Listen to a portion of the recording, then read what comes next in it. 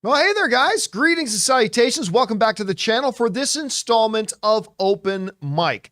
The show, of course, where the mic is open, the floor is yours. What are the topics you guys want to talk about in this wonderful world of movies, movie news, TV, and streaming, and all that good stuff? I am, of course, your host, John Campea, and it's awesome to have you here. Now, listen, there are two different ways for you to get a topic or question on the show for us to address. The first way is to use our tip link that you can send in your questions anytime 24/7 if you don't happen to be watching this show live right now. And that tip link is simply at www.streamelements.com/JohnCampea/tip. You can send in your questions that way. Or if you are watching live right now, you can use the super chat feature and we'll get to those questions as well, as long as your questions are what we would deem to be appropriate to be read on the show, of course. I've got Ray Ora joining me. Hey. Shaking it off is Jonathan Voico. And of course, you guys are here. Good to have you here. Now, look, we're going to talk about all the stuff you guys want to talk about. But before we get going, we got to talk about this Taylor Swift thing. Do we?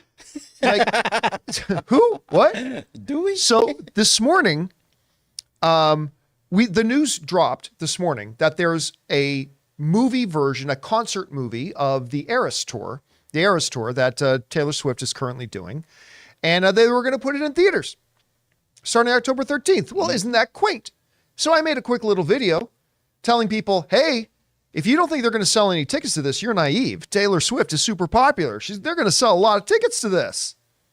I mean, don't get me wrong. They're not going to sell it's not going to have a $75 million opening weekend. Well, we made that video like 30 minutes after the news dropped. My position on this has radically changed. I mean, I still believe they're going to sell a lot of tickets, but it's a lot more than even I thought, because reports started coming in of AMC's ticketing website having momentary short crashes. I was getting emails from a lot of people saying, in my area of the country, it's already sold out. Of course, there's Ray did a quick look. So that, remember, they just announced this morning and theaters already sold out. So I thought, totally unprepared, I thought we'd do a little experiment here. I got my iPad here, and we'll bring it up and show people my iPad screen here. All right, there we go. Got my iPad screen, and we're on the AMC app. I thought I'd start going through some of the movie theaters.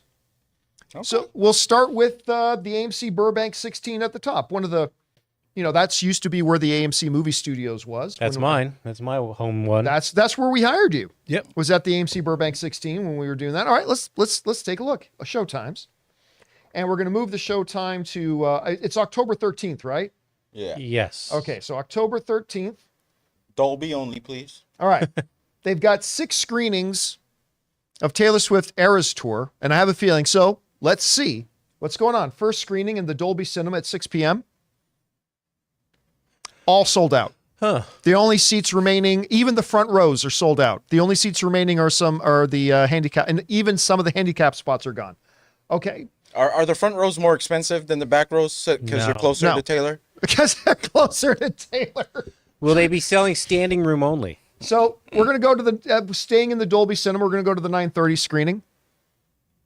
Completely sold out except for the very front left and the very front right. Downtown Burbank's going to be all tailored out. It's all tailored out. Okay, let's go to the non-Dolby Cinema screen. Start at 7 p.m. All sold out except for the front row. They're slumming it. Wow, that's the best seat, too, at a concert. Let's check the 8 o'clock show. All sold out except for the front row and the handicap seats, but one of the handicap seats is already taken. Let's go to 9 p.m. Uh-oh. This is the party people. Oh, look!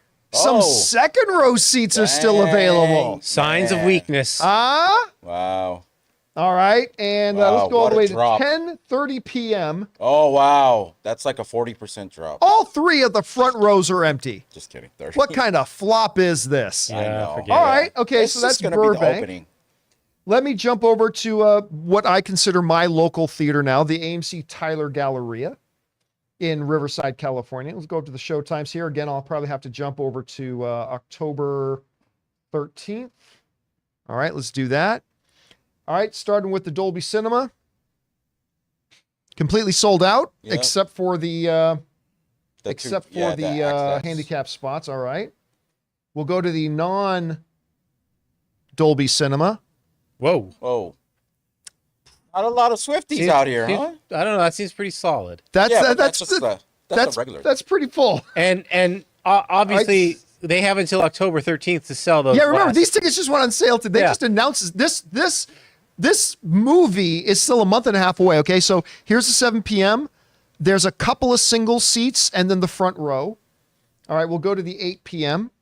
This is the time where MacGuffin starts to get full right here. Yeah, that MacGuffin, so you know, is the bar at AMC Theater. The line starting right now. Okay, the first only the first 2 rows still available. We'll go to 9 p.m.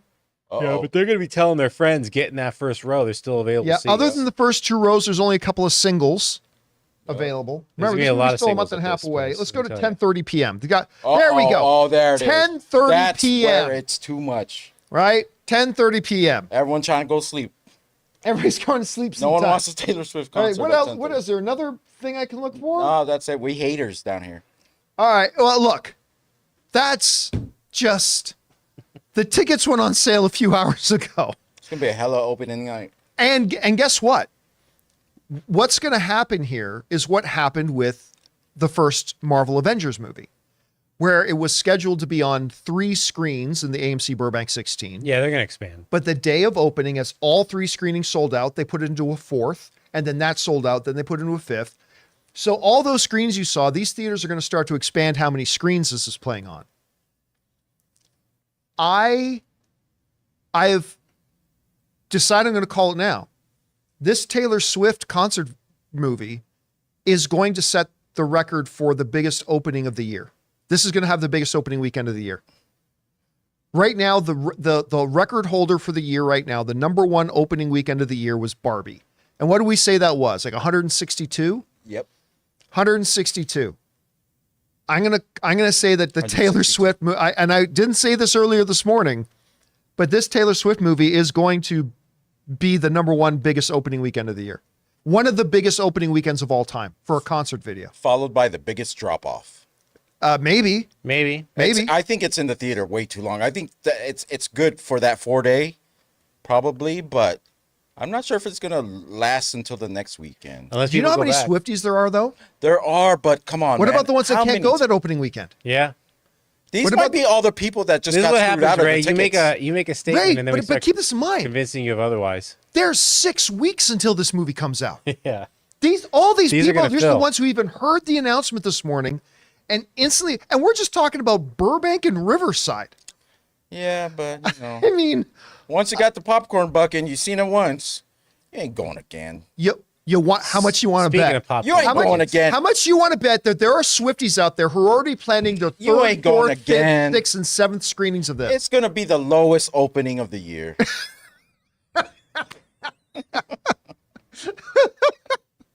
All those sold out theaters, those are the only ones. Every other theater in the country. And listen, AMC, Cinemark, Regal, they are going to be swimming in cash.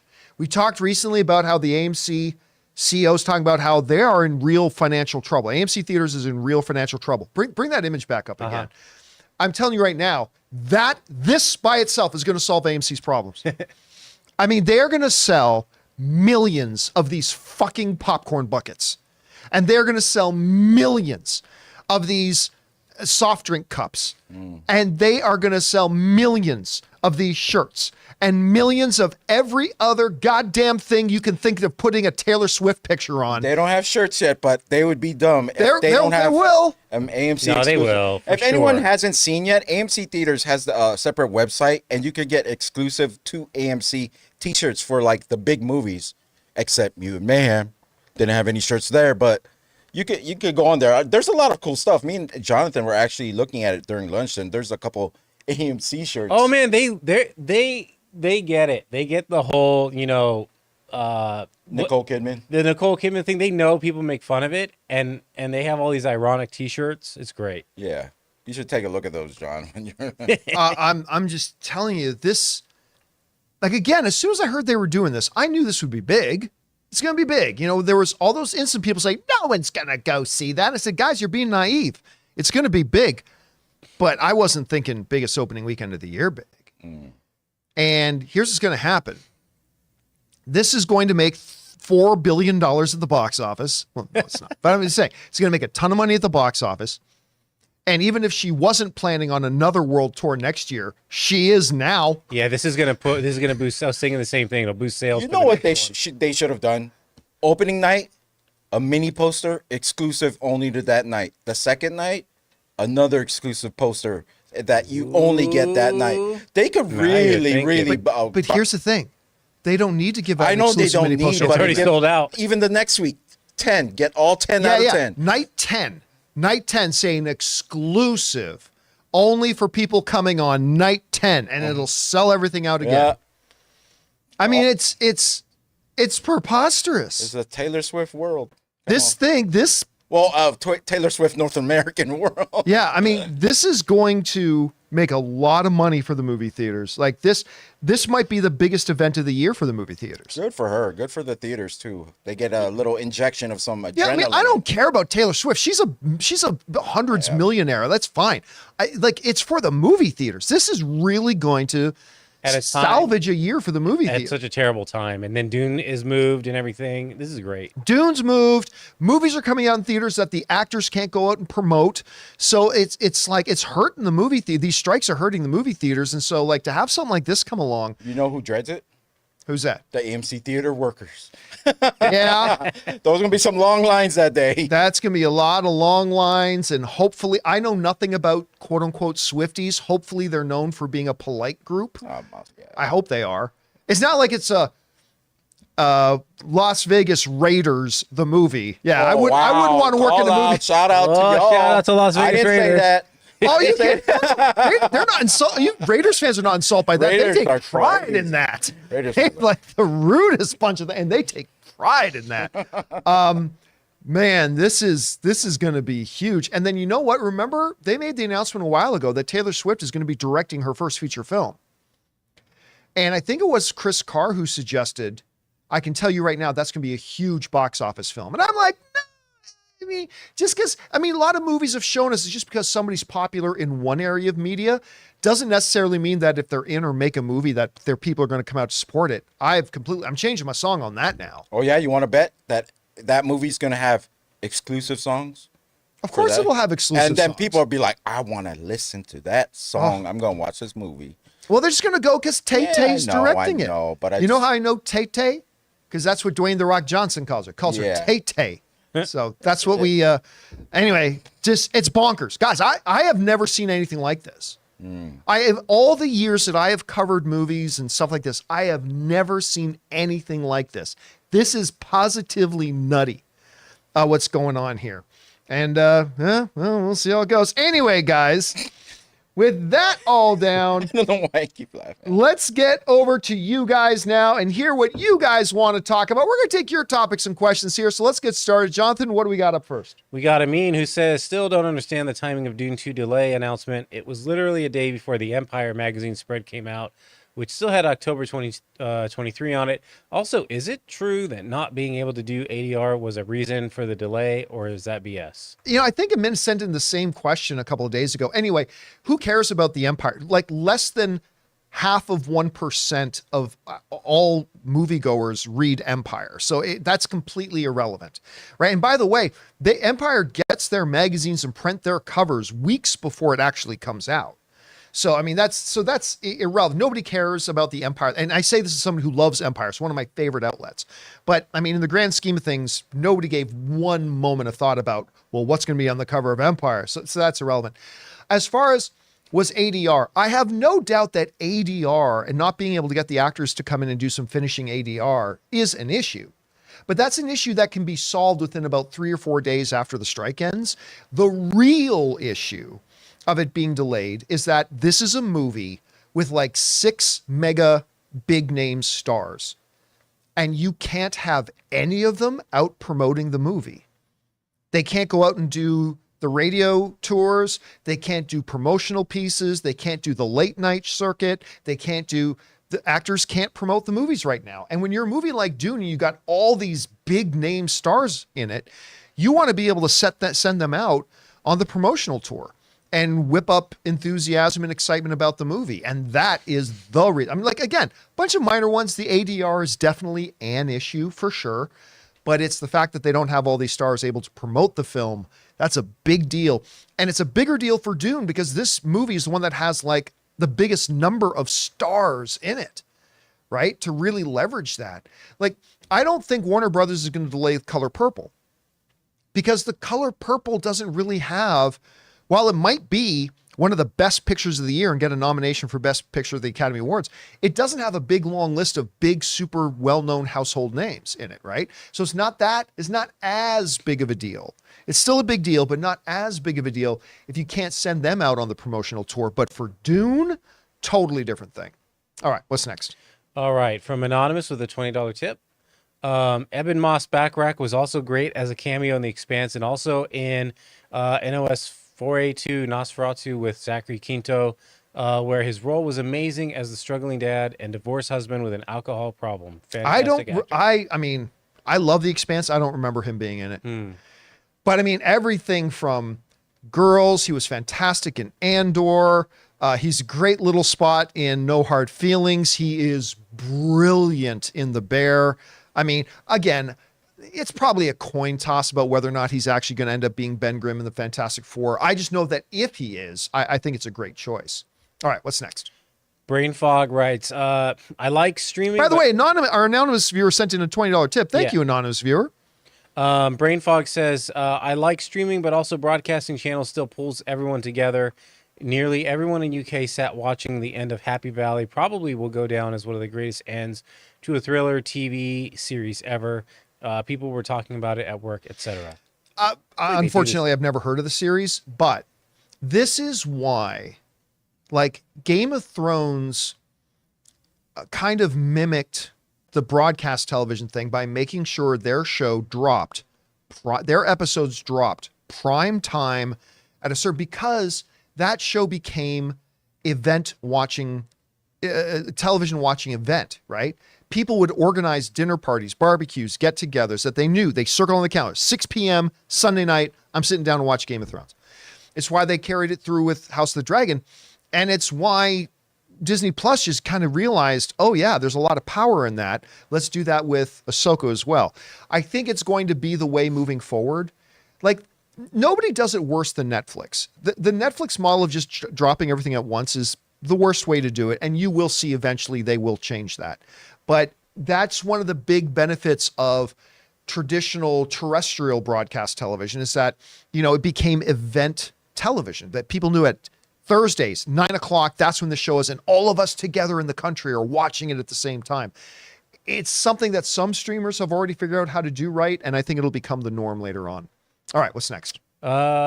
Just Your Average Jose writes, I wanted to recommend a great companion watch to Winning Time, HBO documentary Magic Bird. We had this. We had this one. Yeah, it touches. Did we read these already? Let's see. The hot take, hot shots, and I don't know that I remember this one. I don't remember that one either. Maybe Stream Elements popped these back in or something. Maybe it did, yeah. Mostly Walking, Hot Take, Hot Shots, and Hot Shots Part 2 is the better version of Top Gun. Top Gun is overrated. No, it is not. No, but Hot Shots is great. And Hot Shots and Hot Shots Part 2 are great. Yeah. They're great, but they're not Top Gun, and Top Gun is absolutely not overrated. All right, what's next? All right, Edwin writes, hey guys, did you know that Vin Diesel, Dwayne Johnson, and Jason Statham have ridiculous clauses in their movie contracts where the characters can't lose a fight? I don't know about you, but I think that's pathetic, and it shows how egotistical they are. Bring on the filthy. It's not egotistical. If you want to know why guys like that will put that in their contracts, go watch Quentin Tarantino's movie Once Upon a Time in Hollywood. Because in that movie, they perfectly explain why something like that happens. Why certain stars, like in Once Upon a Time in Hollywood, you know, Leonardo DiCaprio's character is offered this great role, but to be a black hat, right? To be a bad guy in a Western. But then they're like, Al Pacino explains to him, you can't take it. You can't do that because the bad guy loses. And what's happening? The audience is watching you get your ass kicked. And now they're less likely, says Al Pacino in Once Upon a Time in Hollywood, they're less likely now to really want to see you be the hero because they just finished watching you get your ass kicked. Exactly. Now, Dwayne Johnson may have that in his contract or not, but if he does have it in his contract, he waives that clause. I can think of like 4 or 5 movies where he's lost a fight. Maybe Snitch. later he came back and won. Didn't he lose to Vin? He lost to Vin Diesel that's the in way the I Fast saw and it, Furious, yeah. which was one of the most ridiculous, stupid thing. And also in Hobbs and Shaw, they lost their first couple of fights against. Why am I freezing on Yeah. Heimdall's name? Idris Elba. Idris yeah. Elba. They lost the first couple of fights to Idris Elba. So maybe Dwayne does have that in his that clause in his contract, but if he does, he waives it every once in a while. He goes, yeah, I'll lose that fight. I'll lose that fight. I'll lose that. I've never seen Vin Diesel lose a fight in a movie. The problem though with Vin Diesel, and everybody knows I got a massive love on for Vin Diesel. I love Vin Diesel. But the one and only problem that I've always had with Vin Diesel is not only will he not allow, particularly his character Dom, not only will he not allow his character to lose a fight, he can't even ever have it in the remotest question that his guy will completely dominate any battle he's in. It doesn't matter if it's him against 50 guys, Dom wins. Dominate. Dominate. That part, and I love Vin Diesel dearly, but that's the one thing about Vin that bothers me in the movies. All right, what's next? All right. Arun writes, hey, John, for folks in the UK, September 2nd is celebrated as National Cinema Day. Oh, nice. Cineworld is offering all tickets, including all formats, for just £3 per ticket. Wow. All day. Great discounts and popcorn, too. Yeah, their Cinema Day is like a couple days after ours. Yeah. 'Cause ours just happened last week. Right, but here's the thing. It totally flew under my radar. Yeah, I didn't me even too. know it was happening. And it blows up every year. I'm like, oh, is it going to be big again? And every year the theaters are packed. Let's hope they watch the things that they've been holding off just because, maybe money's tight. They watch all the movies that they wanted to see. Yeah. Yeah, you know probably what I get out there and do that. But that's a great thing. I love, and if it's a really big deal in the UK, that's fantastic. I love hearing that. All right, what's next? Edwin writes, hey, back like I never left. Have you guys watched the movie Completely Blind? I ask because nowadays, considering how trailers show too much, I tend to just walk into them blind. If I'm already excited for a movie, I don't watch a trailer. It makes the experience better. I 1000% disagree that it makes the experience better. 1000% disagree. I mean, but that's the beautiful thing about the art, right? All of us are different. We'll all like different things. I don't like the idea of walking into a movie completely. By the way, there's no such thing as walking into a movie completely blind because you know something about the movie or else you wouldn't be buying a ticket to it to go to it. The last movie I went completely blind. I didn't see posters. I didn't see any trailers, no marketing. Only Dennis said, hey, this movie, John Wick, got 100% on Rotten Tomatoes. Let's see it. There was no marketing for that first film. The first trailer for the first John Wick didn't come out until 1 month before the movie came out. So he's like, and I was like, oh, Keanu Reeves. Okay, whatever. He said, it's really good. Let's all go. And that's when all 4 of us went. The one before that was pitch black. I didn't see anything for it. And me and the girl I was dating at the time, we just said, that's the one that's closest to the time that, our time to watch it. Then we'll just watch that one, whatever it is. Dom didn't lose in that one either. Pretty good, yeah. Dom didn't lose a fight in Pitch Do you Black remember? either. That's Do you remember right. The last one? Doesn't matter if it's alien monsters or not. He doesn't lose that fight. I feel like, I might not have seen a trailer for John Wick. I almost feel like the last of the, what is it? Road Warrior. What was that last one? Max. Mad Max? Fury yeah, Road? well, Fury Road. I don't think I ever saw a trailer for that. I just went into, and it was the first Really? time. How did you not see a trailer for Fury Road? They were all Somehow over I the just place. started avoiding it because I hadn't seen it, and then I'm like, you know what? I'm just not gonna see. I'm not gonna watch the TV spots or anything now.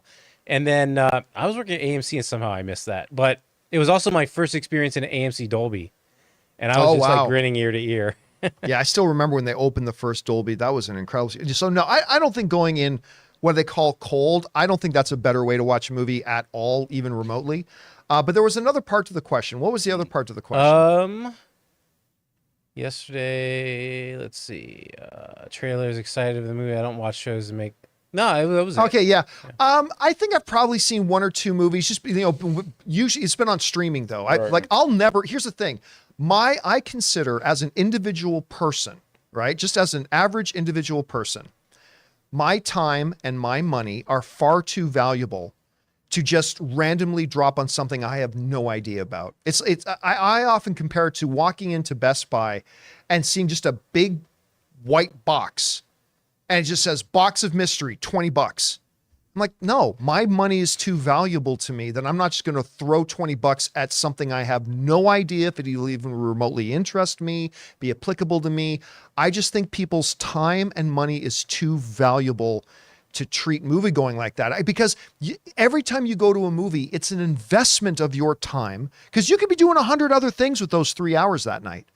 You could be spending time with loved ones. You could be, building time into your hobbies. You could be bettering your skills. There's 1,000 different things you could be doing with your time. Your time is too valuable, and your money is too valuable to just drop 3 hours of your time, an evening of your time and money on something you have no idea if it's even going to remotely interest you or not. I just don't like, I like being an informed consumer, but that's just me. We're all different. All of us have different preferences, but that's my approach to it.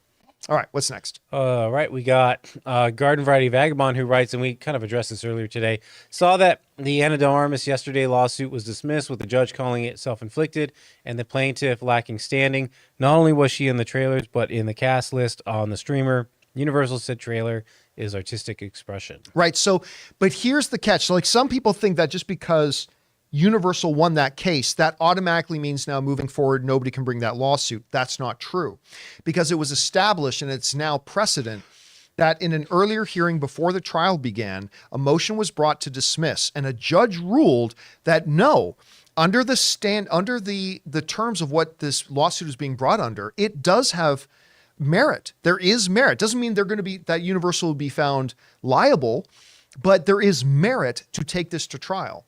So the thing about them lacking standing, that could mean 1,000 different things. But somebody earlier today asked, does this mean nobody again can sue a studio? No, not at all. If a studio blatantly deceives, and remember, there's a difference between misdirection and straight up lying and tricking an audience. If this happens again, a studio can get sued again. So now, and maybe it'll win, maybe it'll lose, but that's the precedent that's now been set. So studios have to keep that in the back of their minds now with how much they want to try to trick their audience. All right, what's next? Right, Rev Matt with a two-parter. Hi, John. In its digital release, Spider-Verse has some significant differences from theatrical release, change in dialogue and plot reveal when Miles realizes he's on Earth 42. Netflix has done this with shows like The Office Season 9 Christmas episode, for example. I find it strange about what this means for creative expression in the future, i.e. what you see in the theaters is something you may not actually be able to see again. Where does this leave the consumer? Is this bait and switch? Thanks, Bring on the Filthy. First of all, we have to come to an agreement, and we're not going to. An agreement of what does... bring it up again. The word they specifically use, scroll down a little bit more. Significant. You and I are going to have to come to an agreement of what the word significant means, and I don't think we do. To me, a significant difference is that, I don't know, Kingpin is back and is the villain of the film, not Spot.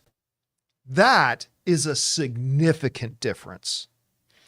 Them saying that they take out Peter's dad, and that right.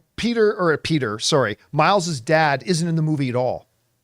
That would be a significant difference. None of the changes, in my personal opinion, fall under the qualification of significant. They're minor at best. Some of them are completely insignificant. Some of them I think can get up to the level of minor, but significant, like fundamentally changes our understanding of the movie, none of that's in there. Like none of that's a part of it. I think with Across the Spider-Verse, with all the stories we heard coming out about just how hard all the animators were overworked, like working literal, like what were they saying? Like some of them were like working like 80-hour weeks, 7 days a week, blah, blah, blah. I probably have no doubt hearing all those stories that it just came time to release and they put out a movie that maybe wasn't exactly the way they wanted it to be. And then they made those little adjustments later to make it the movie they wanted to be. I'm just guessing here. I'm just coming out and guessing. To the point, though, as long as a movie doesn't change anything significant, like legitimately significant, I don't really care. It doesn't bother me. Like some guy in the street said, look out for that car. And then in this version, he says, there's a car coming, look out. I don't care. Like that sort of thing, it doesn't matter to me. Like, yeah, it's a little bit of a change, a little bit of a difference, but fundamentally, this is still the same movie. Across the Spider-Verse that is streaming is fundamentally still the same movie that played in theaters. Do I want filmmakers to do that? No, all other things being equal. Is it something worth getting worried over when they're minor? I don't think so. Not me personally. Like, look at George Lucas's special edition of Star Wars, right? There are significant changes. Like an entire musical number of Jedi rocks.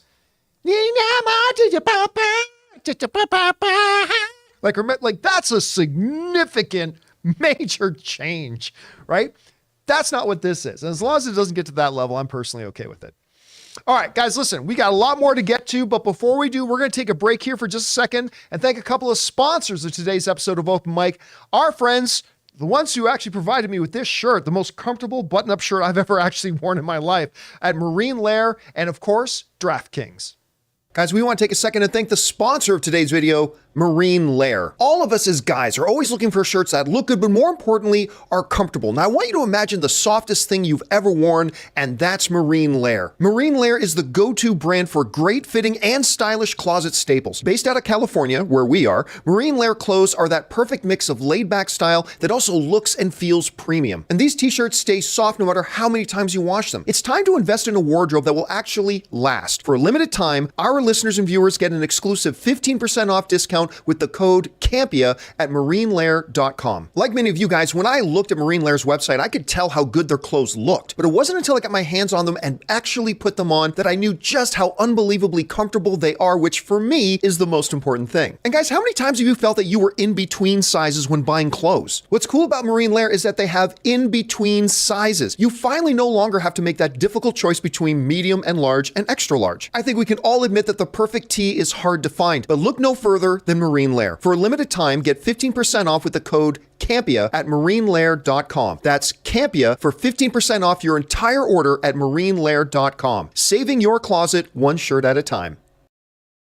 We want to thank a sponsor of this video, DraftKings. College football fans, are you ready for week one? DraftKings Sportsbook is hooking you up with a can't-miss offer to start the season strong. This week, new customers can bet just $5 on college football and score $200 in bonus bets instantly. Anything can happen in college football. Your team could go from unranked to dynasty mode in just a couple of years because change comes fast. The only thing that's a lock is the great offers from DraftKings Sportsbook. Life's more fun when you're in on the action. Download the DraftKings Sportsbook app now and use the code Campea.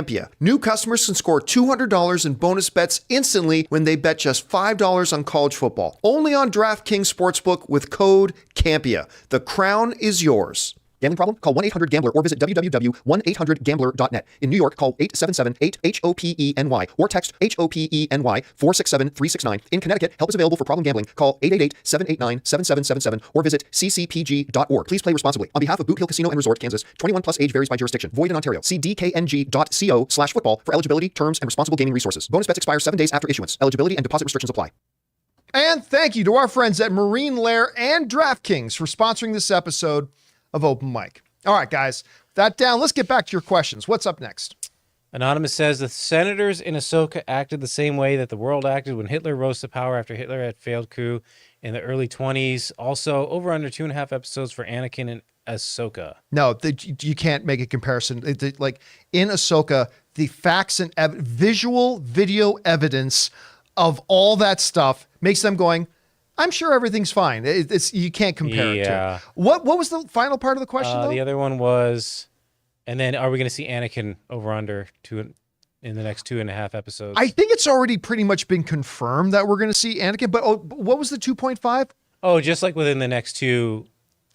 I don't know, man, because the one thing I am a little bit, now we did a video earlier today about, I think, the 5 best things about the Ahsoka series. But one of the things that's bothering me a little bit is all the trailers, the marketing campaign of the Ahsoka series was Thrawn. Thrawn's returning as the heir to the Empire. Thrawn's back. Thrawn, and pictures of Thrawn all over the place. You know, on Tuesday, we are going to be halfway through the series, and we still haven't seen Thrawn. He's going to show up in episode 9. Probably. So that we see him in season 2. Maybe episode 8. Or sorry, how many episodes are there? They're 8 or 9? nine. You know, I think it's 8. I think it's 8 it? episodes. But maybe he'll show up in episode 7. It just kind of bothers me when they plaster him all over the marketing, and we're now 3 episodes in and nary a sight of him. Like if they just teased Thrawn and never showed him and just like whispered Thrawn once, then that's fine. But whatever. You know, those guys who sued them for yesterday should sue them again for this. Should sue just for this. All right, what's next? All right. War criminal Chopper writes, according to reliable sources, Ahsoka episode 4 is 42 minutes, 38:27 without credits in length. Episode 5 is 49:50. Also, Ahsoka has been standing arms crossed since Clone Wars. It's like her signature stance. You know, there's a lot of things done in other mediums and things that you can do in cartoons that don't come across a certain way that you really shouldn't do in live action. And every 5 seconds, Ahsoka going, it gets really visually irritating. It'll be interesting to see how the show, I really do hope that the newest episode is the shortest. I hope that's the shortest one because Anne, who just got back from London yesterday, by the way, my house right now is filled with Buckingham Palace stuff. Wow. That and Harry Potter stuff. But so I went home to have lunch with her today. And so she wanted to get caught up on Ahsoka, and like the end credits go and she goes like, wait, did I miss something? I'm like, nope, this episode was really just that short. So hopefully that was the shortest episode. We'll see how it goes. All right, what's next? Garden Variety Vagabond. I'm totally looking forward to the Marvels. Brie Larson is totally my crush. Iman Vellani is a breath of fresh air. And who doesn't love Samuel Jackson? But I'm expecting less than 0 from Zawe Ashton. They show almost no lines in the trailers. And this must be a two-parter. I feel like she got a gig because she is Tom Hiddleston's baby mama. Is she? I liked her. Listen, I'll say this. I liked her performance in WandaVision very much. I thought her performance in it was really, really quite good.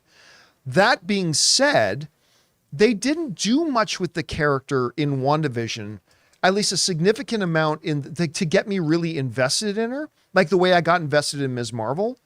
So that being said, I think they need to do a little, like the new trailer for the Marvels is easily the best marketing they put out yet. It's like they took all the complaints me and Rob had about it yesterday and kind of addressed almost all of those complaints with this new trailer.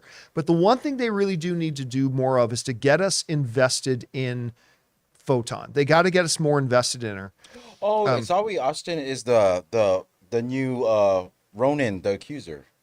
That's who Zawe Ashton. Oh, I thought we were talking about the girls. I didn't know the name. I don't know the name of the actress who plays Monica. Yeah. Photon is Tiana Paris. Well, listen, that's 90% of Marvel though, right? 90% of the time in Marvel, even some of the best Marvel movies, the villain is a necessary plot device. The movies really focus on the heroes. So I don't have a lot of concern that I don't know much about the villain, because that's, with a few exceptions of like Thanos, Loki, Warmonger, or Killmonger, I should say.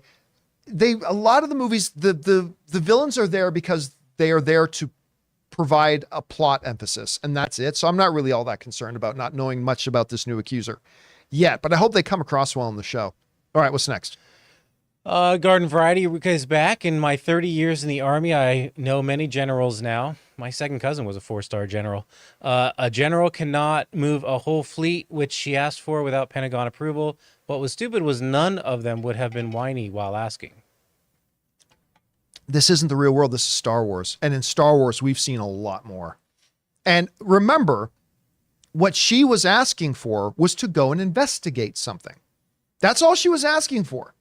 Was to go and I mean, I cannot believe the excuses people are trying to make for bad writing. Because listen, guys, just admit it's okay if you like the show, but that was really bad writing.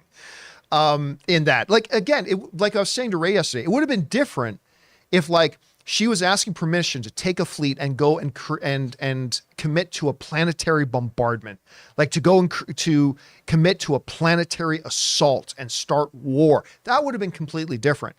But they're like, we have all this evidence. By the way, a military prisoner was taken during an attack on one of our military ships, and we think we know where it's being headquartered. We have all this visual evidence. We have all the evidence in the world.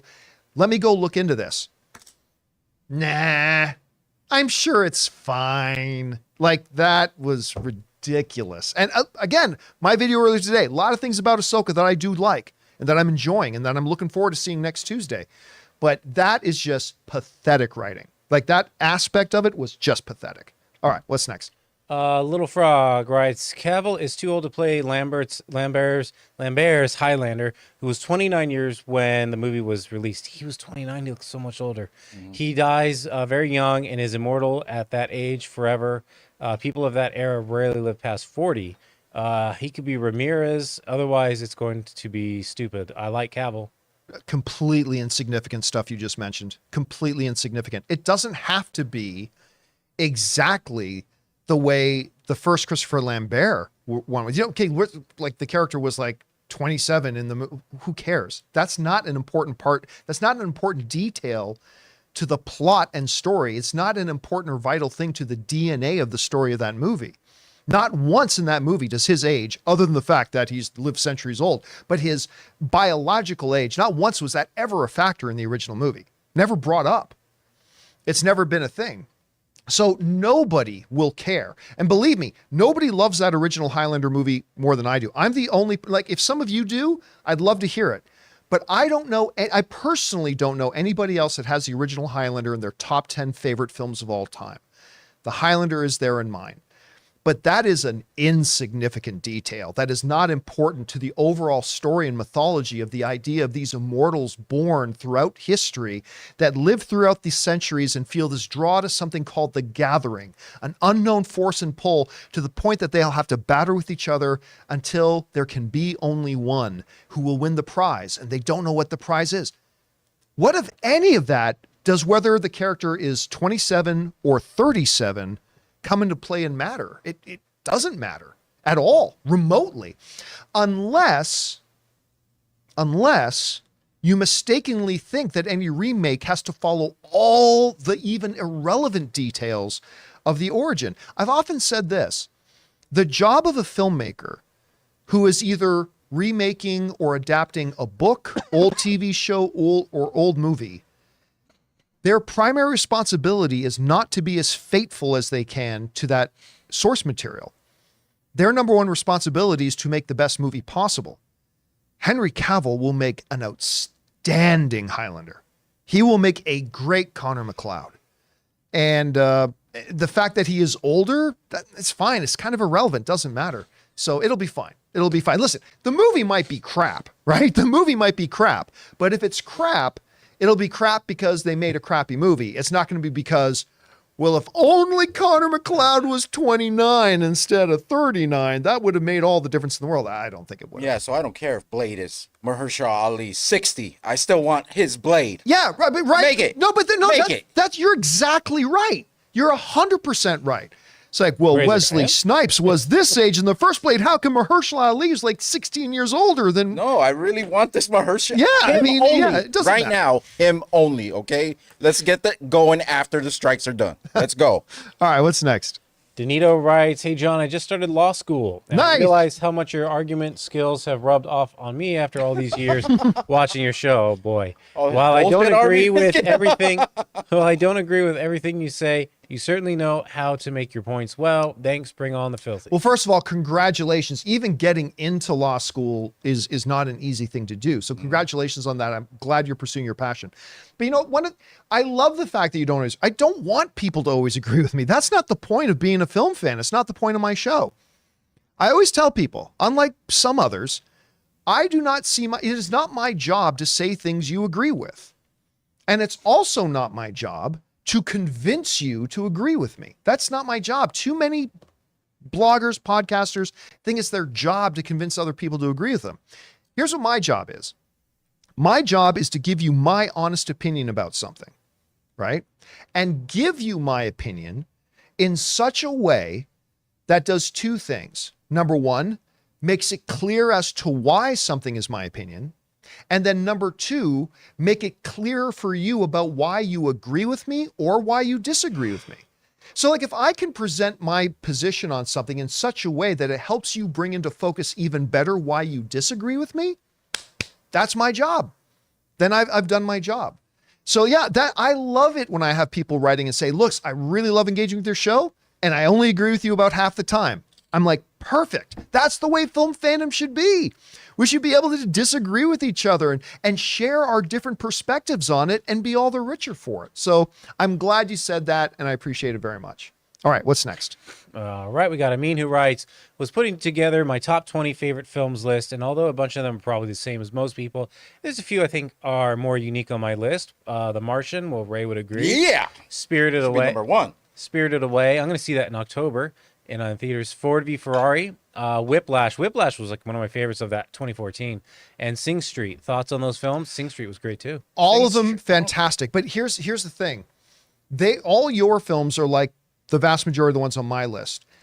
They may not be ones that other people have on theirs, but those are all films that people like me are going to look at and go, that's a great movie. That's a great movie. Like, might not be on my top 10, but that's a great movie. The one for me, though, is The Highlander. Like, I can list off all my other top 10. I can mention, Lord of the Rings. I can mention The Godfather. I can mention Lawrence of Arabia.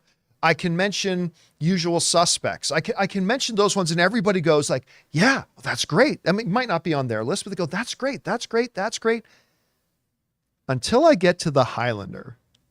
And once I say The Highlander, that's the one people go, I said, wait, what did you say? The Highlander.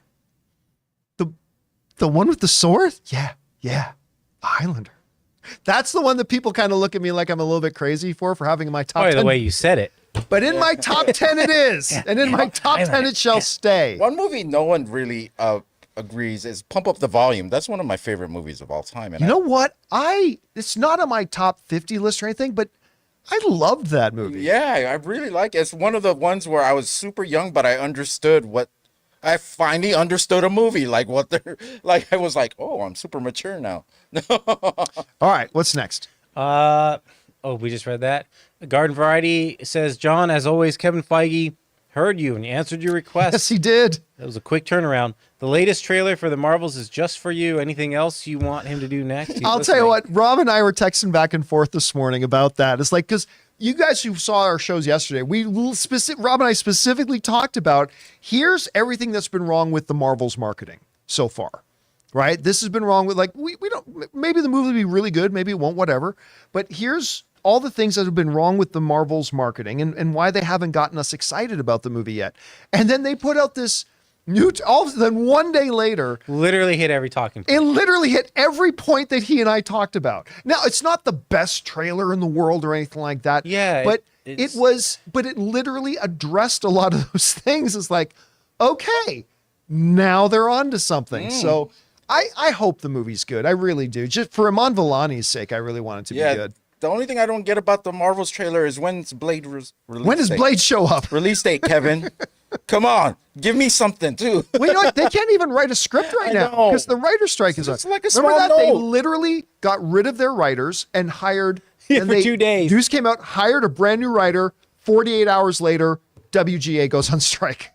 And so, People are gonna get sick of my Blade shit. all right, what's next? The Bobster. Over under 22%. That Taylor Swift concert film finishes top 10 domestically. Oh, no, stop it right there. Oh. 100%. I was like, wait, there can't be spoilers. We know nothing about this. Yeah, I know. It's 100. But so keep going. Keep going. As of today, it would need 181 million. That would be more than double the concert film record Bieber's Never Say Never at 73 million, and surpass Indy 5, Mission 7, and Fast X. Okay, so right now, number, let's just say number 5. Number 5 is Oppenheimer. That's got $300 million domestically. I honestly think that this movie will make more than half of that in just its first weekend. I think it'll make over 150 million opening weekend. So forget top 10. The question is, will it get into the top 5? I don't know that it'll be the number 1 domestic film of the year because Barbie is almost at 600 million domestically. Yeah. So I don't know that it'll get that, but I think it's so 100% in the top 10. No doubt about that. The question is, can it get into the top 5? And I feel pretty good about his top 5 chances. All Taylor has to do is just mention, hey, it wouldn't be cool if we hit the top 10 of the, and she will ignite the masses to keep going back and back and back. I'm going to tell you right now, there's a chance they're going to get in the top 10 on opening weekend. Yeah. They need like 179 million or something like that. Now, it's not likely that it's going to make 179 million opening weekend, but it could possibly get into the top 10 domestic films of the year just in its opening weekend. So it's not a question about whether it can get into the top 10. It's about whether it can get into the top 5. And it very legitimately could. I don't think it'll get number 1 or number 2. Nothing will shock me this year. Yeah, Especially the way it's things have been a been going, weird year, nothing's gonna man. shock me. Nope. All right, what's next? All right, our last of the tips. Garden Variety Vagabond says Warner Brothers and DC are about to get botched. Oh, slapped again. The Eras tour will pass all DC films, making 2 or 3 Black Adams easily. I mean, I want you to think about this. I want you to wrap your head around this. Let's go back a few years. Let's go back to when they announced they were making a Black Adam movie. And I know they'd been reporting it, and there was actually talks about it well over a decade ago, but we're going to go back to about 7 years ago when we were at CinemaCon and Dwayne Johnson came out on stage at CinemaCon and announced he was going to be Black Adam. The hierarchy of power in the DC universe is about to be turned on its head, right? And the news spread all over, everybody on the internet talked about it, blah, blah, blah. Imagine having a conversation 7 years ago and saying, okay, I'm from the future and I'm here to tell you 2 things. This Black Adam movie isn't going to come out for 7 years. And the second thing is some concert footage of Taylor Swift is going to beat Dwayne Johnson's Black Adam movie at the box office. That's it? You don't got like any stock tips or anything? You can't tell me anything? Just that? I mean, yeah, that would be more helpful, right? Some stock tips. Like, wow, that's so useless to me. It's the most useless I time could traveling. just go But on I mean, with life. you would be called crazy. Yeah. And yet here we are. It's probably going to make more money than, well, it's 100% going to make more money than Black Adam domestically. But it might make more money domestically than Black Adam made in its worldwide total.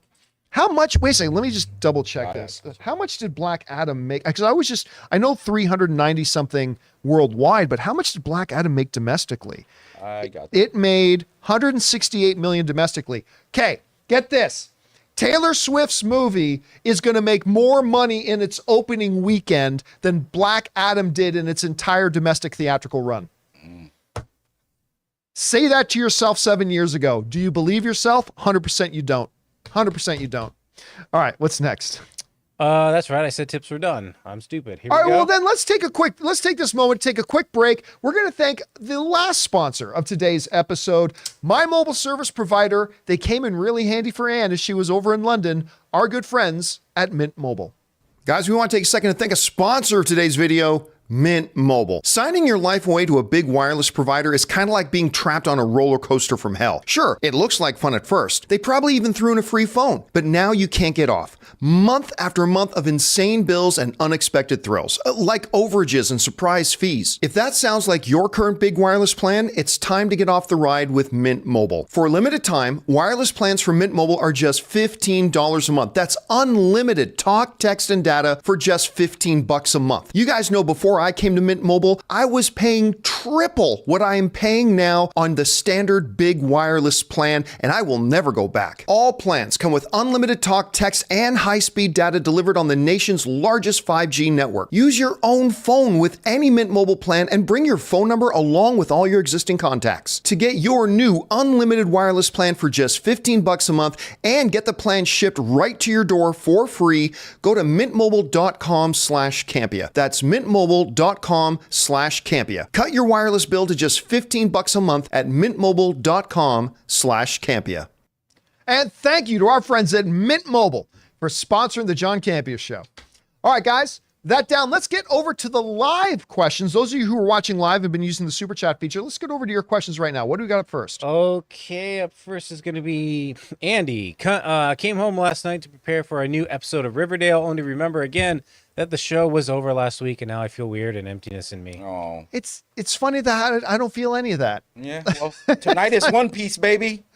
You know what? I didn't realize Ann and I, we had lunch together today, so we had popped some things on. We saw on Netflix that One Piece was out now. I thought it was like coming out in a year. No, it's and is it the whole series that you saw? All 8 the episodes dropped. Okay. Unless there's more than 8 episodes, but they dropped at least the first 8 episodes. Oh, we'll see. Yeah. All right, what's next? I missed the Sandy one here. HBO's The Idol got canceled. Ironically, the buzz around the show only lasted for a weekend. Stick to Riverdale. All right. You know, it was out of pure morbid curiosity. Oh boy. I get out of here, tried watching The Idol. I tried watching it.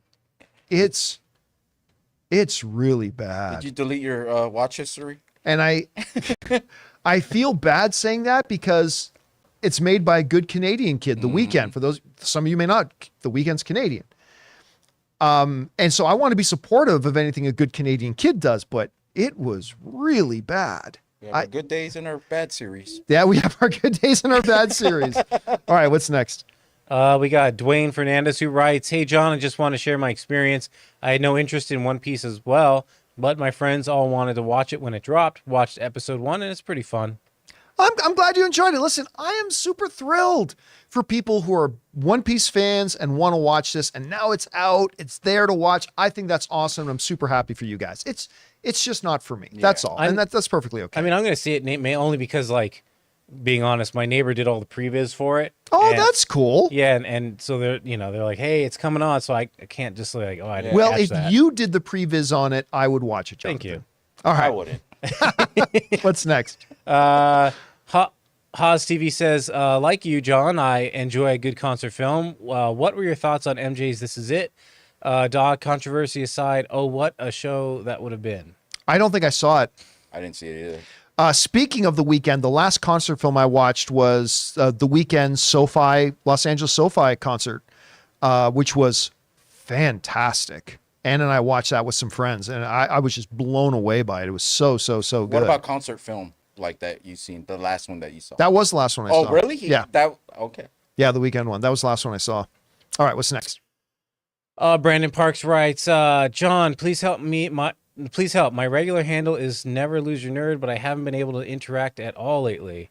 I got blocked or something. I don't think you got blocked, but there just may be some technical issue on YouTube's end. Yeah, that happens sometimes with YouTube, and really what you've got to reach out to is YouTube support. There's really not much I can do on my end, unfortunately. So yeah, see if you can get through to some kind of YouTube support. All right, what's next? All right.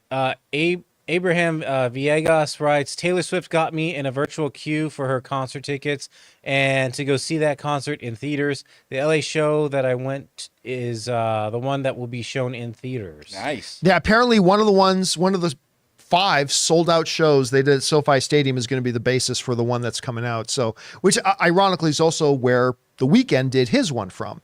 So it should be, guys, I've been in this business a long time. I've never seen anything like this. Like, and we're still on the day it got announced. Mm-hmm.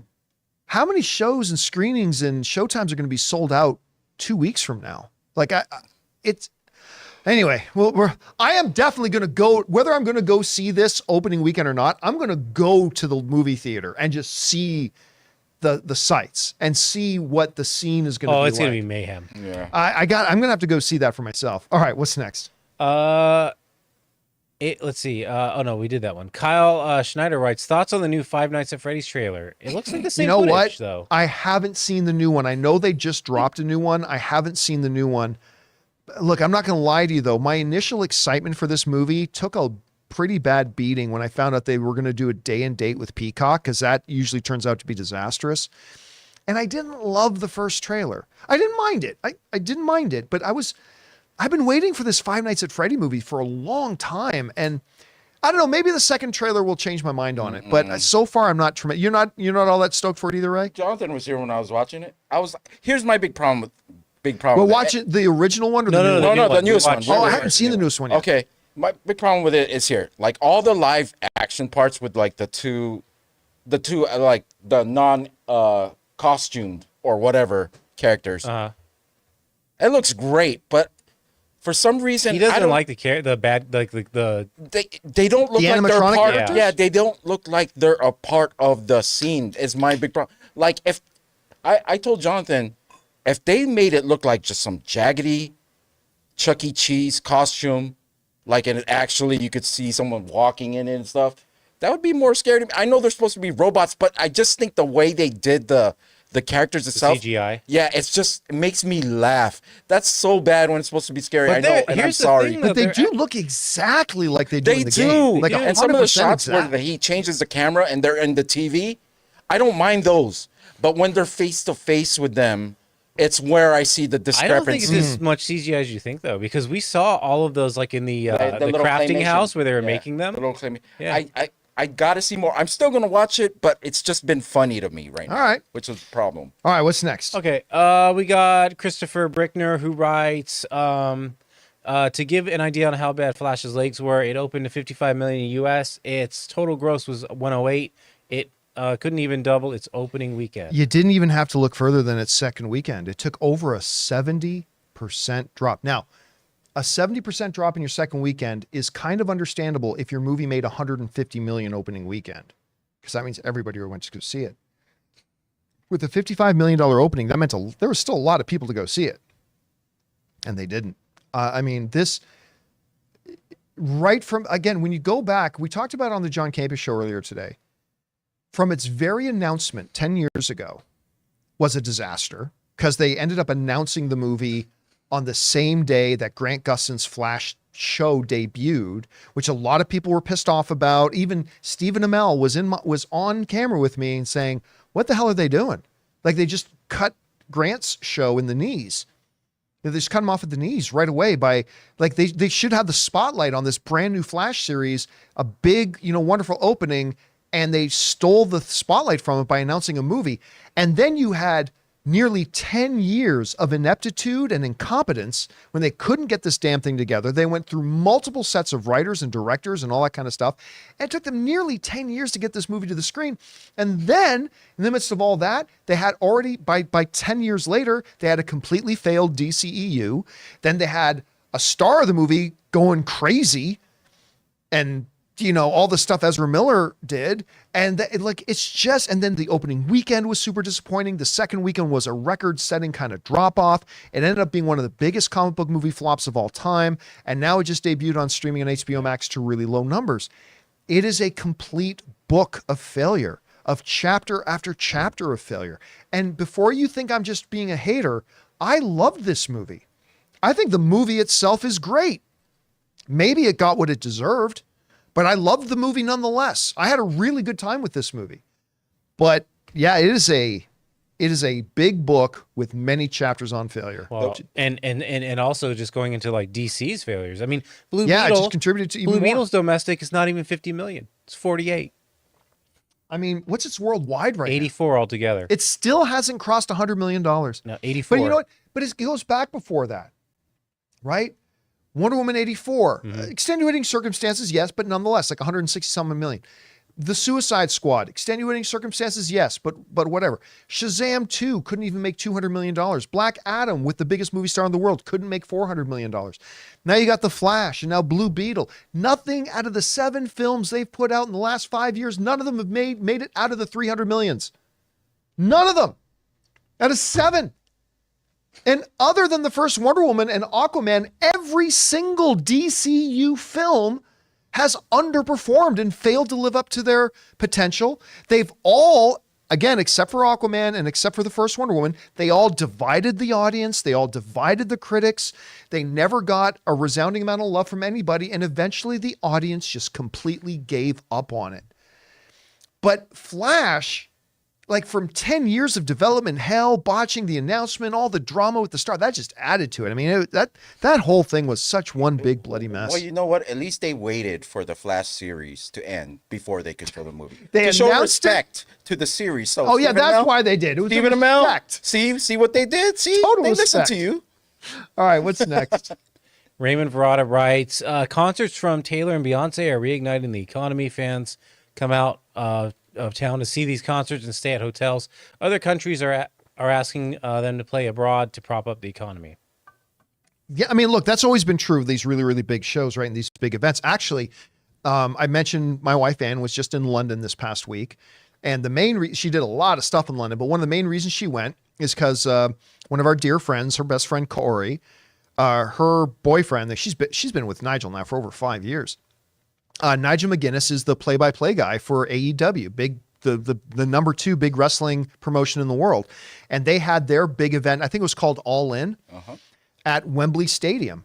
And so Ann and Corey were there, and like Ann came back and told me, like, people from all over Europe, not just from all over England, people from all over Europe, she said, were flying into town to come to, they had 80,000 people at Wembley Stadium. So big events like that can do that. And it happened like with the entire tour that Taylor Swift was on. It also happens, with other artists, like whether it's when Bad Bunny travels, Beyonce, Ed Sheeran, like they all bring out like big crowds.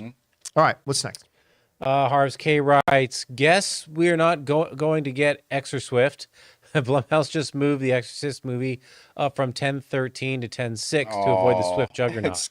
Did they announce that? Listen, I remember thinking earlier today, I don't know what's on the release calendar around when they're dropping this Taylor Swift thing, but I bet you everybody's going to be like the parting of the fucking Red Sea. I could see that movies are just going to start to get out of its way. August. And Paw Patrol moved. Paw Patrol moved too, because kiddies loved Swift as well. Yeah. I don't see it on box office. Oh, Well, right here, it no, shows on you're the right. homepage. October 6th. Yeah. Yep. So it totally makes sense that they moved it. It totally makes sense to me. Killers of the Flower Moon Again, is guys, October I've 6th. never seen anything like this. I've never seen anything like what we're seeing happening here. All right, what's next? Good question. Michael Effin Sotelo. Michael Effin Sotelo writes, I actually like the Tom Cruise Mummy movie. Do you think Universal gave up too soon on the Dark Universe? No, they didn't give up too soon. It was off to a rough start. And by the way, I did not hate that movie. Well, while everybody was bashing on it, yeah, listen, I agree. It did not live up to its potential. It wasn't very good.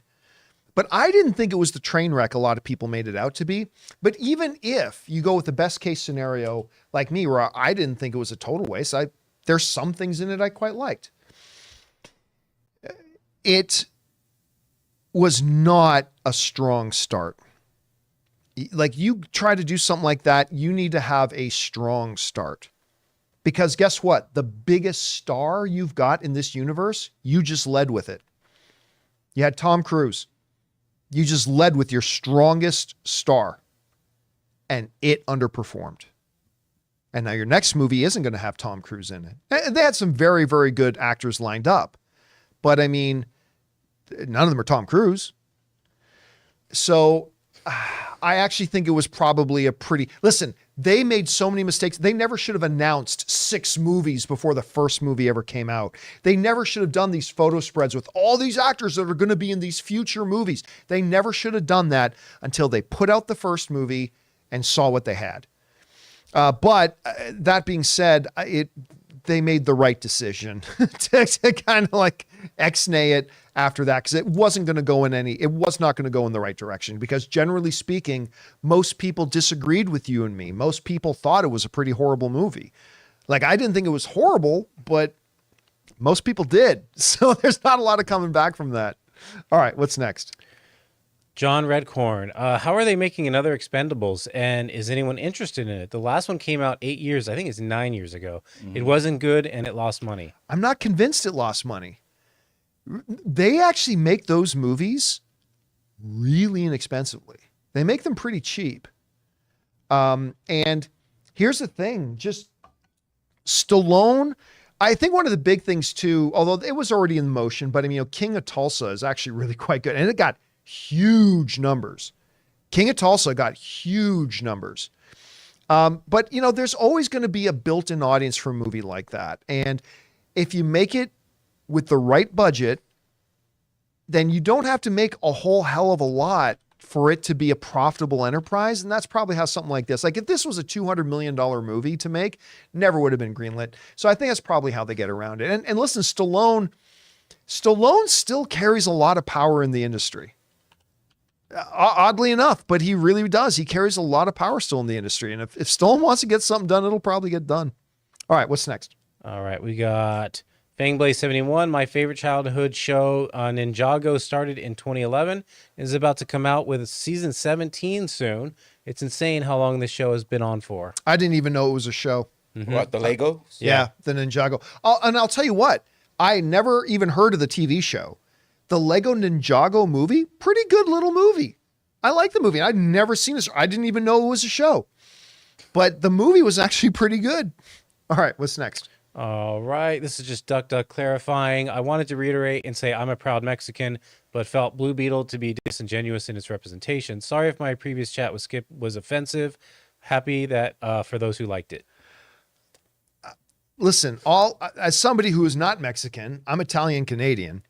All I can do is tell you what all the Mexican people involved in making that movie felt.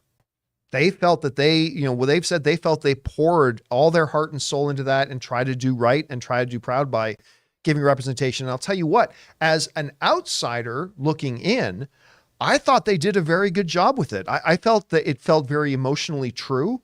I thought it felt sweet. Like the best parts about Blue Beetle are the family. It had some really good action scenes and stuff like that. There's some very good parts about Blue Beetle, but the parts that I loved the most was the stuff with the family. And I mean, if you're saying that's a bad representation, I mean, listen, you're closer to it than I am, obviously. But, I know a lot of people of Mexican descent worked on that movie and they thought they poured a lot of authenticity and a lot of heart and into it. But again, everybody will see it differently. So I appreciate your perspective, man. I would also like to know what he would thought of the Flaming Hot movie too, because there's a lot of, at least Mexican friends of mine that were actually half and half on how they were represented in that movie. So it would be interesting to see what he thinks thought about that movie if he saw it. But yeah, I like Blue Beetle. All right, what's next? Donaldo writes, when you were with AMC, were you required to watch all movies, even though there might have been some you weren't interested in? I don't remember anything. Let me be very clear. Something that I made very clear to AMC. AMC couldn't require me to do anything. I'm just being honest. The one thing that I had an understanding with AMC was that because we were a movie theater company, right? Like I was doing AMC movie news, but my job, AMC looked at our division. They created that division for me. And they created that division and they made sure I completely understood that we were there as a marketing tool to raise awareness of AMC, that when people think movies, they just think AMC, and AMC Movie News was a part of that. The one thing we had an understanding of, and I agreed with this, they were paying all the bills. The one understanding we had was I would not do negative movie reviews. So, but I was also very clear with them. I will never say I like a movie that I don't like. So our compromise at AMC was, if there's a movie I don't like, I will not review it. And I will let my audience know. And we did. We always let our audience know that we were always forthright with our audience. Listen, when we review a movie and I say I like it, it's 100% that I like it. But I work for a movie theater chain. I'm not going to badmouth movies that they have playing in their theaters. So if you see me not reviewing a movie, you probably know why I'm not reviewing the movie. So we're saying it by not saying it, right? But that was the only understanding we had. They could never require me to see something I did not want to see. Now I go to the movies a lot, so it's not really an issue, but every once in a while, every month, there's going to be, like, out of the 8, 9, 10, 11, 12 movies that come out, there's bound to be one or two that I'm not really interested in. And I worked hard enough and I worked long enough that, listen, I'm not going to see every single thing that comes out. And they were fine with that. They were cool with that. The only understanding was, if I see a movie I don't like, just don't review it. And that was our understanding as work. Now, of course, that changed once Movie Talk changed from AMC Movie Talk to Collider Movie Talk. Yeah, then it could do any. Then we gave bad reviews too at that point. But yeah, our audience at the time understood. If I'm not reviewing a movie, that probably means that's me sending the signal that I probably didn't like the movie. But you did get to go see those movies mostly for free. I mean, I was 1 month away. I was 1 month away from retirement, from getting that AMC card. I'll tell you what. And then they cut our strings. The best thing, my best perk For those of you who know what Jonathan's talking about, I was 1 month away. AMC gave me this gold card, right? And for working with AMC, they didn't give it to me right away. I was with them for a little while before they gave me this gold AMC card. Mm-hmm. And that was gold to me because it got me plus 5 guests into any AMC, any movie I wanted, provided the movie's not already sold out, right? They're not going to bump paying customers for me, but I could go, and I did. I could go to New York City, walk into any AMC theater, say, if I had 5 people with me, 6 tickets to this screening, please. Yes, sir. So not only could I go to the movies for free, I could bring all my friends or a bunch of friends to all the movies for free too. It was the hardest thing I had to give up when I left AMC. Because this was before A-list too. Yeah, it was before A-list. And I still remember talking to the the CMO, the Chief Marketing Officer of AMC. Because I had a good relationship with him. And even when I quit and I was leaving.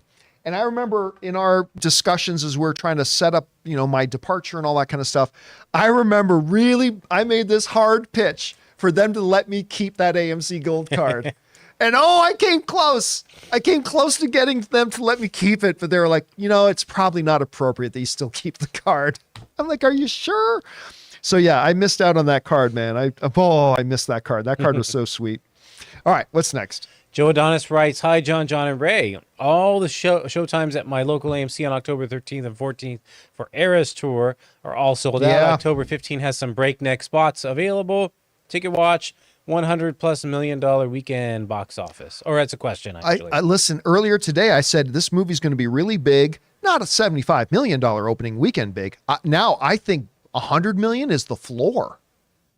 I think $100 million opening is the bare minimum this thing's going to make. Like when I'm looking down through this list of all these theaters and all these showtimes 6 weeks before this movie come out, and they're all sold out already. And they're just going to add more theaters. I don't see how it's even possible that this thing makes less than 100 million. Again, listen, we're a long ways out. I'm just speculating, but from where I'm sitting right now, it's hard to imagine this thing making any less. I don't know if it's even possible to make less than that. It's crazy. I'm not sure how big this thing can be. All right, what's next? Curtis Lopez, this is pretty cool. Saw The Empire Strikes Back last night at the Chinese Theater. My first time watching it on a big screen. Wonderful experience seeing how the original Star Wars premiered in '77. Obviously the Chinese theater was a little bit different. Yeah, it's been remodeled. But I'll tell you what, my absolute 100%, I think I said this recently too, my absolute 100% favorite movie experience ever. I grew up as a child looking at these pictures of Star Wars debuting in 1977 with these black and white pictures, aerial pictures of the Chinese theater in Hollywood where Star Wars had its premiere, and seeing the throngs of people outside waiting to see it. And I mean, that became hallowed ground. And I think it's what made the Chinese theater the most famous movie theater in the world. The most incredible moment, I think, of my career. And I've hosted, I've moderated Avengers movies panels where I literally had Robert Downey Jr., Chris Evans, Chris Hemsworth, Scarlett Johansson, like all these guys sitting beside me as I stand at the podium. I've moderated panels in Hall H at CinemaCon. I've had Kevin Feige and James Gunn come into my studio and sit down with me in a live audience. I've been really lucky to have a lot of very cool experiences. But I would trade them all if it meant keeping this one. It was when I got my invite to come to the world premiere of Star Wars: The Force Awakens, the first new Star Wars movie. And the premiere was at the Chinese Theater in Hollywood. And I'll still remember being there. And first of all, all of Hollywood Boulevard was shut down. So it was they draped the entire Hollywood Boulevard in red carpet, right? And they had food and drinks and displays. And that's where all the guests kind of like hung out before they went into the theater. And I still remember walking into that theater and then sitting in that seat. And I'm getting emotional thinking about it, but like, and realizing, looking around, that in that same piece of real estate, in that same ground that I was on, decades earlier, the very first audience ever gathered in these same four walls, this same ceiling, to watch the world premiere of the movie that changed movies, Star Wars. And I wept. Like, I was overwhelmed with emotion. It's still the single coolest thing. As a kid who grew up on Star Wars, it's the single coolest thing that ever had happened to me in my career. It was absolutely the best thing ever. All right, what's next? Talkie75 writes, how stupid are the WB executives who wanted Gerwig to cut the scene of Barbie with the old lady at the bench? That was the best scene of the movie. I never heard of that. I haven't heard that either. Everything I heard from Greta Gerwig was that there were really no notes. Yeah. I mean, that was a great scene. Yeah, it was a really cool scene. I mean, I will say this, though. It was very random. Like, it was a very random scene that didn't seem to be led up to, nor have any consequences afterwards. Like, it wasn't connected to anything. So I will say, it out of all the scenes in the movie, it felt like a completely isolated. You know what it felt like? It felt like a deleted scene. A little bit. Yeah, but right? it reminded me of, it had a bit of a Logan's Run. Like, they'd never seen an old person before. So, yeah, I mean, it was still a really nice scene. I enjoyed it. Yeah, because she started thinking about not just death, but growing old. And I mean, first of all, it's beautiful when she says, "You're so beautiful." Mm-hmm. That's a great moment. But then when the old lady follows up with, "I know it," I'm like, yeah, it was like badass. That's great. It's a great scene, but I mean, I could see one. By the way, sometimes when these notes come in, it's not WB executives. Remember, there's probably about 40 WB executives. Maybe one or two people maybe gave that note. And I could see why. I mean, again, it felt very disconnected from the rest of the movie. I'm glad they left it in, but I could see why somebody looked at that and thought maybe it'll feel a little smoother if you took it out. But at the end of the day, I'm glad they left it in, but I don't think it would have been a big deal if they took it out. All right, what's next? Cody Carroll says, they say don't talk during the movie, but does that mean don't sing either? Good luck telling the Swifties no singing during the era screening. I wonder if others seeing regular movies will walk out. I mean, it's a concert movie, so... Yeah, I mean, let's not pretend like this is a narrative story where you're trying to follow the plot. It's very different. Listen, they have screenings. In my movie Trailers, A Love Story, we've got footage of a screening of The Greatest Showman in it, like actual footage from inside a theater of The Greatest Showman, and the whole audience is standing up and dancing and singing.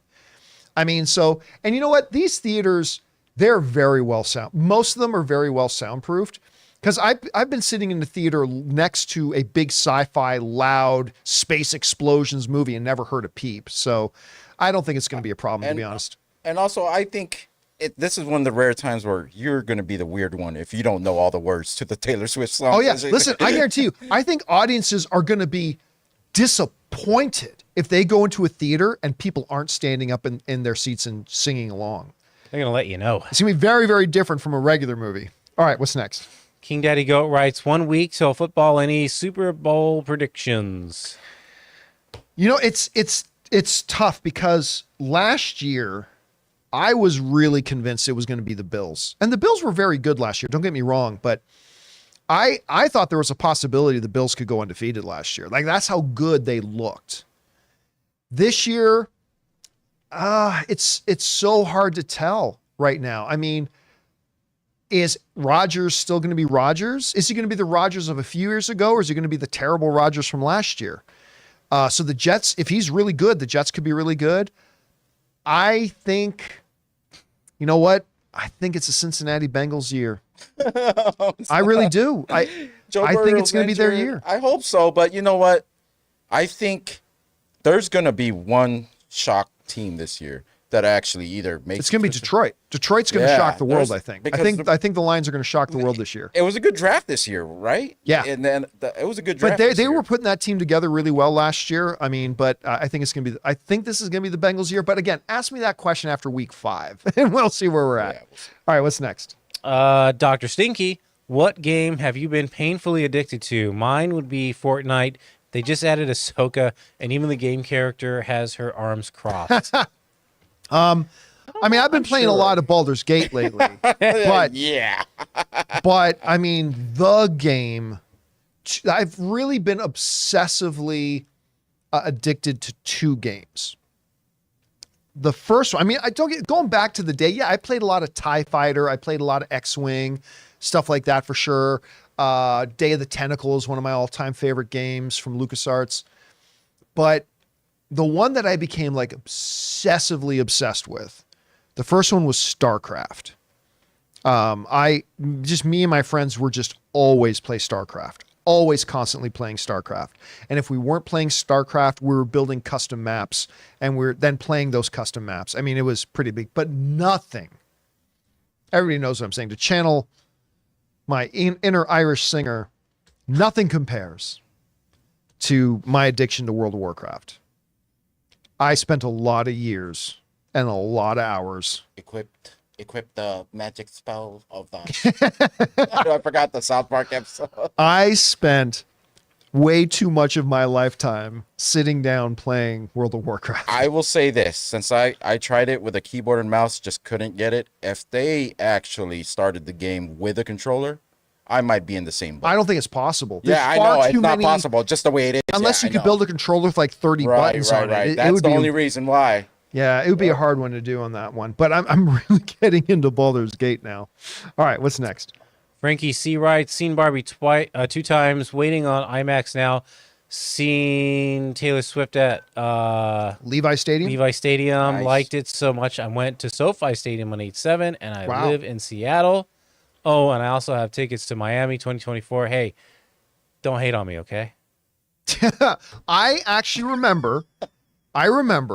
Me and some friends that played in a band with me at the time, we went to go see the Dave Matthews Band. And this is when I was living in Saskatoon, Saskatchewan, Canada. And we went to go see the Dave Matthews Band. And the next night, they were playing in Calgary, which is a good trip from Saskatoon. Now I got that stupid riff stuck in my head. Crash. And by the way, some of the best musicianship I've ever seen in a concert. But me and my buddies went and we came out of it and we're like, should we just get in the car right now and drive to Calgary? So that's what we did. We got in the car and we drove to Calgary so we could go see the concert again the next night. So I can totally relate with you, my friend. Man, you bunch of thugs. All right, what's next? Thug life. Joe Adonis T is our final super chat. Hi, John, and Ray. Addendum: this event is excluded from A-list benefits. AMC's cashing in on this for sure. Good move for them. I could see that. And you know what? That won't even be AMC's call.